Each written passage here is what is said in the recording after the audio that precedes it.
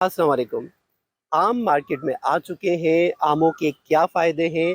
Sugar, blood pressure और दिल के मरीज़ों को आम कितने खाने चाहिए और उन्हें क्या फ़ायदे हैं?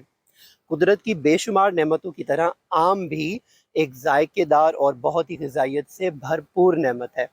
फलों में मौजूद शुगर या चीनी इस तरह से फाइबर के साथ कॉम्पैक्ट होती है कि इन्हें शुगर के मरीज़ भी इस्तेमाल कर सकते हैं, और आम लोगों के लिए भी ये कुदरती मीठा आम तौर पे मार्केट में मिलने वाले मीठे से हज़ार गुना बेहतर है।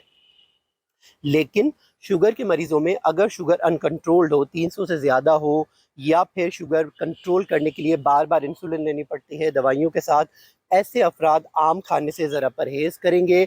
बाकी अगर आपकी शुगर दवाओं पे अच्छी कंट्रोल है, शुगर पे नज़र रखते हैं, तो आप आम खा सकते हैं।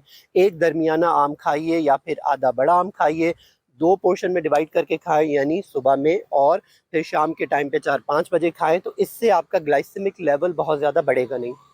आमों को तमाम उम्र के अफराद, बच्चे, बूढ़े, बड़े खा सकते हैं। आमों के अंदर मौजूद विटामिन सी, बी कॉम्प्लेक्स हमारी इम्यूनिटी, बीमारियों से लड़ने की ताकत और सेहत के लिए इंतहाई मुफीद है। उसके साथ-साथ आमों के अंदर मौजूद प्लांट फॉर्म विटामिन ए हमारी आँखों की सेहत के लिए बहुत ज़्यादा अच्छा है। आमों में मौजूद मिनरल्स और दूसरी ग़िज़ाई अज्जा जैसे एंटीऑक्सीडेंट्स हमें कैंसर से लड़ने में मदद करते हैं, और पोटेशियम ब्लड प्रेशर के मरीज़ों में ब्लड प्रेशर को रेगुलेट करने में मदद करता है। तो आम कुदरत का एक ग़िज़ाइयत से भरपूर तोहफ़ा है जो कि बूढ़ों, बड़ों और बच्चों के लिए यकसा मुफीद है।